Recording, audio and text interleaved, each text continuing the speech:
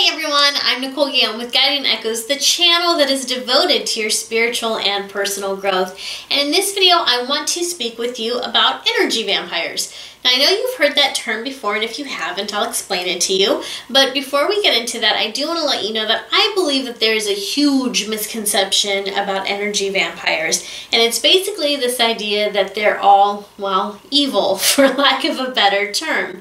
And I believe that while this is true of some energy vampires, it's actually not true of all of them. Some energy vampires are inherently selfish, so I'm not going to defend that part, but they're also very unaware of how their behavior is affecting other people. And the reality is, in some cases, well, actually in most cases, if you're able to set strong boundaries, your energy vampire is not going to have the effect that he or she currently has on you. So what we're going to do in this video is go over the three main type of energy vampires, because I want you to start to see the correlation between the three of them. Sometimes we invite people into our space and we don't realize that they are draining us, or we might realize that they are in fact draining us, but we don't understand why. We can't quite put the pieces together. So the very first type of energy vampire I want to bring to your attention is a physical vampire. Now, this is not a vampire that is, biting your neck and sucking your blood. It's nothing like that. But this is an energy vampire who feeds off of your physical energy. And here's what I mean by that. A few weeks ago, I had a friend by the name of Lisa, and she needed help moving. So she asked if I could come on over, help her box up some things, and move her into her new apartment. And, I was free, so I was like, sure, no problem. And I went over there to help her out, and I was really frustrated because I ended up not helping her out. I ended up basically just doing most of the work with one of her other friends. And I don't know what it was that Lisa was doing, but she was not packing, she was not helping us move the boxes, and that was very frustrating. So that right there is an example of a physical vampire. They're someone who wants you to do all their physical work for them. Other examples might be someone who gets really sick and wants you to take care of them, but when you're sick, they don't take care of you.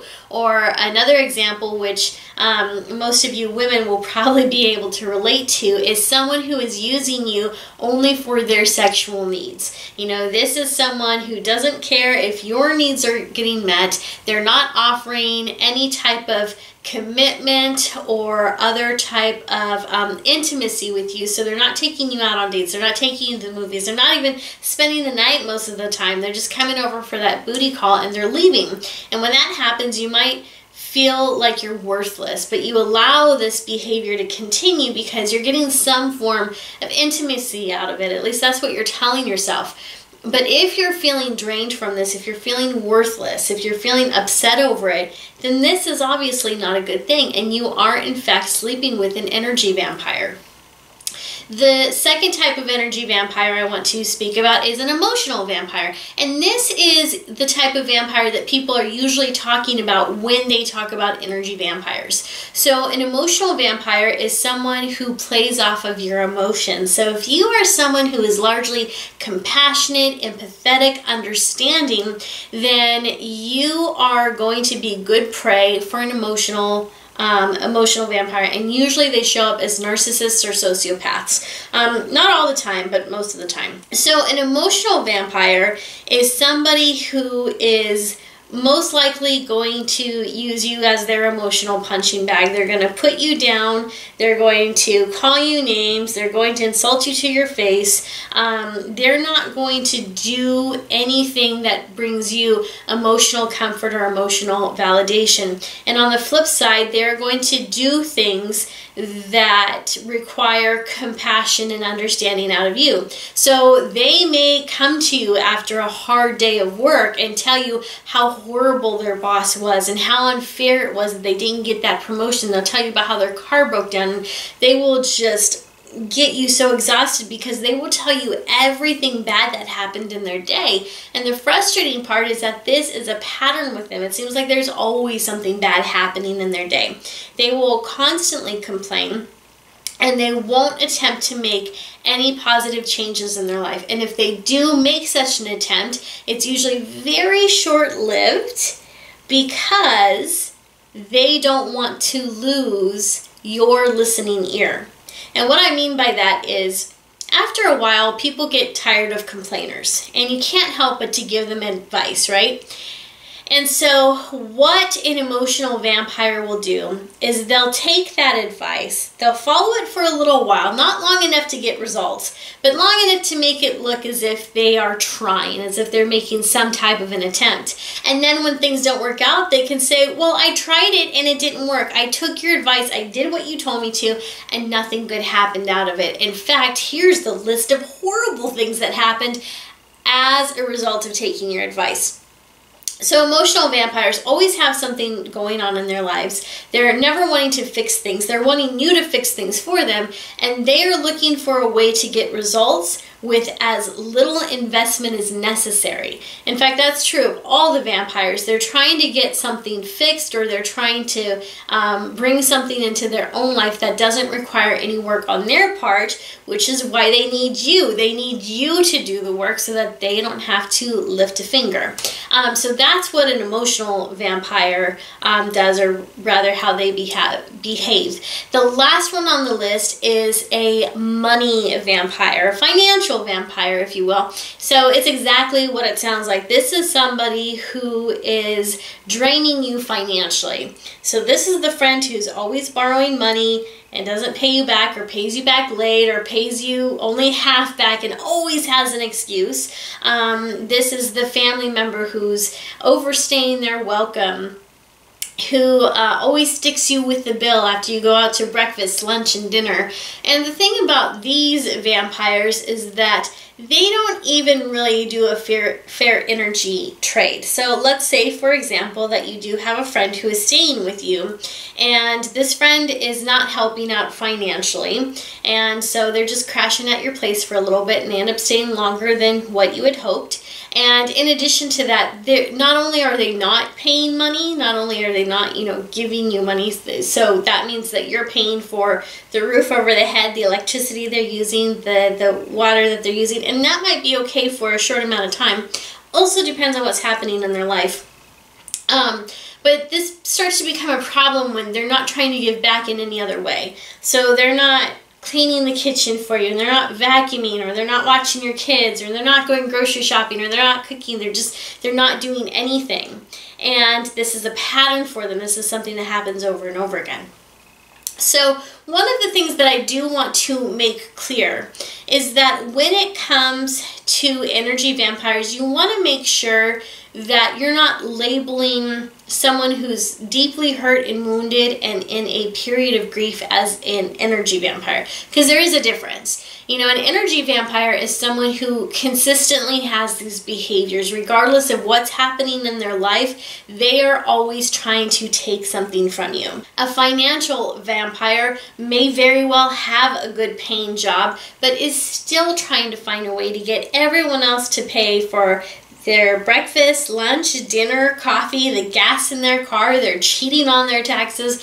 They're doing everything that they can to spend other people's money. And this is obviously a clear pattern of destructive, harmful, selfish behavior. On the flip side to that is someone who has lost their job, lost their home, maybe lost their relationship, and is struggling to get by. And someone who is actually out looking for a job, or is maybe too depressed to look for a job. That's different than an energy vampire, because this is someone who has hit a very hard season in their life. So this isn't a pattern for this person. This isn't their personality. They probably want to be on their feet. They want to be healthy. They want to be happy. They want to be a productive person in our society. They want to give back, but they just don't have the energy for it. So be mindful of the difference between someone who's in grief and someone who's a vampire. Someone who is stealing your energy, and someone who is depressed and just going and has too much on their plate and is overwhelmed and needs the support of their community. And typically, the people who need the support of their community are going to be hesitant to ask for it. And one other thing I should caution you towards too is that when you do have someone who is depressed, who is stuck in grief, who is going through a really hard time in their life, it's really important that you set the boundaries in working with them. Because people who are depressed may have a way of pulling you in, and they don't want to pull you into their misery. They don't want to pull you into their depression, but at the same time, they do want and need comfort, compassion, and support. And if you've ever been depressed, if you've been in a season of grief, you know how hard it can be to get that. Because sometimes if you are the pillar in your community, if you are the strong provider, if you are the encourager, then when you get sick and you fall down, you suddenly see your community scatter, right? They go look for the next encourager. They go look for the next provider. And our communities aren't always the best at coming up, wrapping their arms around us and lifting us back up. And that can be devastating.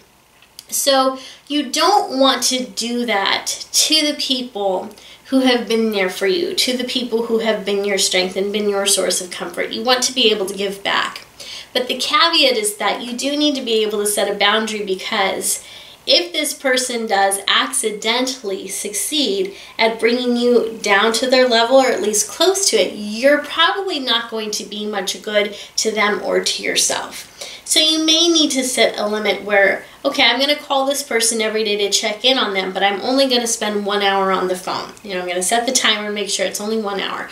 Or I'll hang out with them, but it'll only be once a week or once every 2 weeks. And the reason for this is because you need to protect your energy too.